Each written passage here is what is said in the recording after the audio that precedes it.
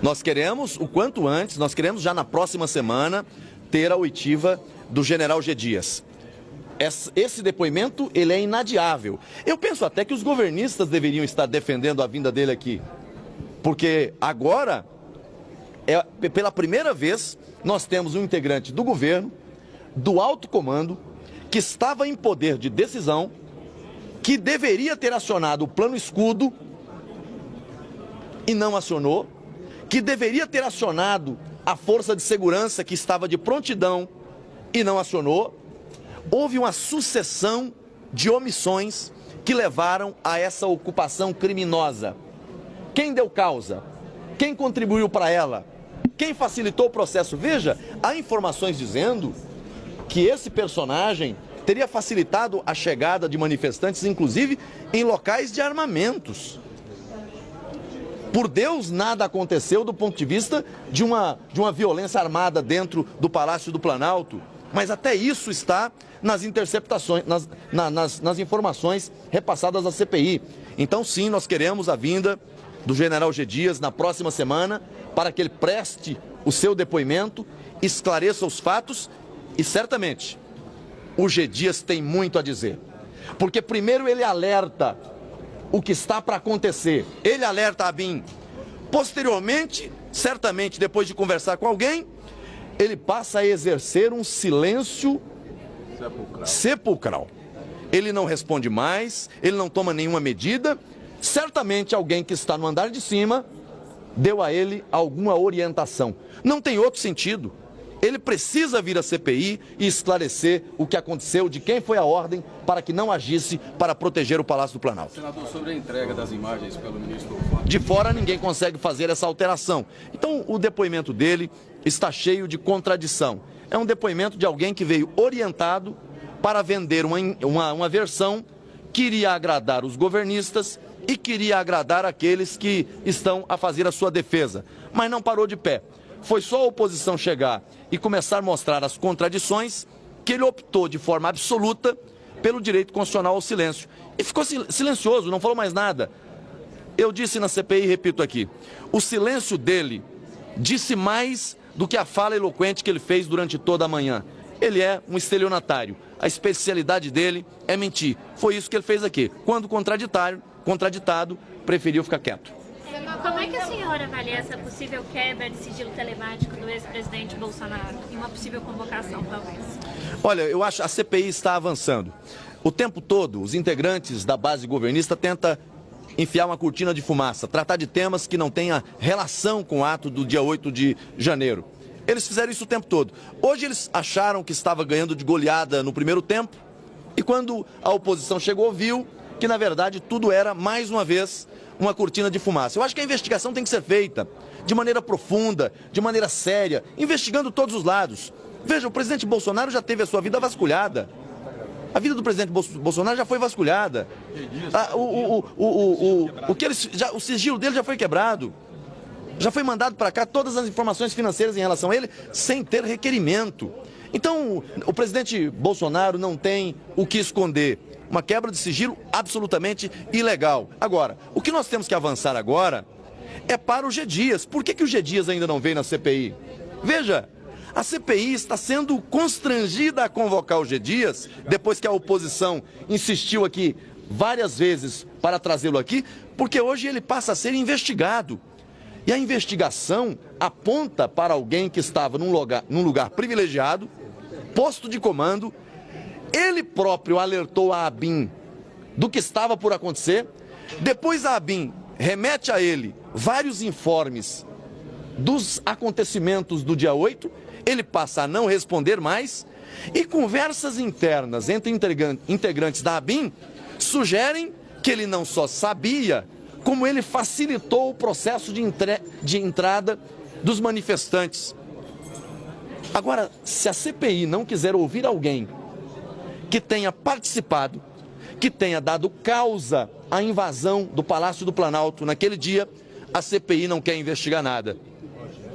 A pergunta que fica é, que dia o G. Dias vai estar na CPI para poder ser confrontado com os fatos, com as informações, porque até agora ele só mentiu.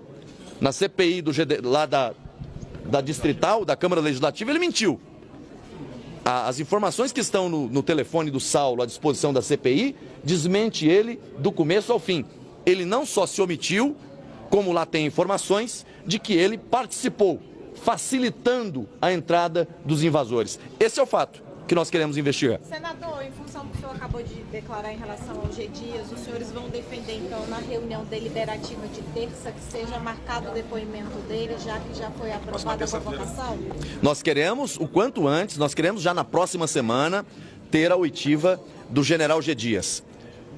Esse depoimento, ele é inadiável. Eu penso até que os governistas deveriam estar defendendo a vinda dele aqui. Porque agora, pela primeira vez, nós temos um integrante do governo, do alto comando, que estava em poder de decisão, que deveria ter acionado o plano escudo e não acionou, que deveria ter acionado a força de segurança que estava de prontidão e não acionou. Houve uma sucessão de omissões que levaram a essa ocupação criminosa. Quem deu causa? Quem contribuiu para ela? Quem facilitou o processo? Veja, há informações dizendo que esse personagem teria facilitado a chegada de manifestantes, inclusive em locais de armamentos. Por Deus, nada aconteceu do ponto de vista de uma violência armada dentro do Palácio do Planalto, mas até isso está nas interceptações, nas informações repassadas à CPI. Então, sim, nós queremos a vinda do general G. Dias na próxima semana para que ele preste o seu depoimento, esclareça os fatos e, certamente, o G. Dias tem muito a dizer. Porque primeiro ele alerta o que está para acontecer, ele alerta a BIM. Posteriormente, certamente, depois de conversar com alguém, ele passa a exercer um silêncio sepulcral. Ele não responde mais, ele não toma nenhuma medida. Certamente alguém que está no andar de cima deu a ele alguma orientação. Não tem outro sentido. Ele precisa vir à CPI e esclarecer o que aconteceu, de quem foi a ordem para que não agisse para proteger o Palácio do Planalto. Senador, sobre a entrega das imagens pelo ministro Flávio Dino, como é que vai ficar essa situação? Sobre a entrega das imagens do Flávio Dino. Olha, é um assinte. O Flávio Dino não entregar as imagens é um assinte, porque a CPI, ela tem poder sozinha. Ela é a própria justiça e a própria polícia. Ela não tem que pedir nada nem para o ministro Alexandre de Moraes. Os ministros, quando você é senador, como é o caso dele, e se torna ministro, é a condição de servidor público. Ele não entra na condição de senador. E ele pode ser convocado, sim. Eu já repeti várias vezes aqui que o ministro Renan Calheiros, quando era ministro da Justiça no governo do Fernando Henrique, ele foi à CPI do narcotráfico e trouxe grande colaboração. Por que que um ministro agora tem que pedir para um ministro do Supremo para autorizar ele mandar 2 fotos? Porque o que chegou aqui foram 2 fotos. Isso é um deboche, um escárnio. E o presidente da CPMI, o deputado Arthur, tem que tomar isso até como uma ofensa pessoal. Um desrespeito, um deboche, um meme, uma anarquia a uma CPI que certamente não chegará a lugar nenhum. Veja vocês, antes que me pergunte, ainda sobre esse hack que se preza, esse aí não ia estar nem preso, porque o cara que invadiu o CNJ entrou no Supremo Tribunal Federal, grampeou políticos, fez a miséria. Esse cara não tem nem o backup de nada disso. Esse cara não guardou nada disso para dizer, não empreende não, porque agora é a vez de fulano. Se botar a mão de mim, eu solto de fulano. E eu tenho isso tudo guardado. Não, agora está pedindo proteção à testemunha e já não quer mais fazer a delação premiada. Não vai fazer a delação premiada por quê? Se ele tem tanta informação acumulada. Porque tem gente no parlamento, dá até vontade de rir, que parece que é mais sabido, né? Que se aproxima das pessoas gravando, né? Me lembra até o Cacique Raoni, quando foi deputado federal, que andava com um gravador. Agora, esse hack aí, que é o cara, que é um cara do outro planeta, um cara que invade, que soltou inocentes da Lava Jato, né? Aqueles pobres coitados que são entidades filantrópicas, né? Que só faziam o bem para as pessoas, mas que estavam presos, sabe? E sem dinheiro nenhum, nem um centavo devolvido. Esse homem que fez esse bem ao Brasil está pedindo proteção à testemunha e está preso. E o cara que se joga nos braços do crime, grampeando todo mundo, eu até ia dizer a vocês da imprensa e os senadores e deputados, troquem os chips de vocês, porque na frente de um homem desse, nós vamos sair daqui todo mundo grampeado. Mas quando eu descobri que ele é uma fake news, mantenha os telefones de vocês, que ele não quebrou o sigilo de ninguém. Gente, vamos baixar os microfones só um pouquinho. É do SBT que quer perguntar para mim. O senhor falou durante, agora à tarde, de que o Walter Delgatti mentiu. O senhor deve reforçar isso agora.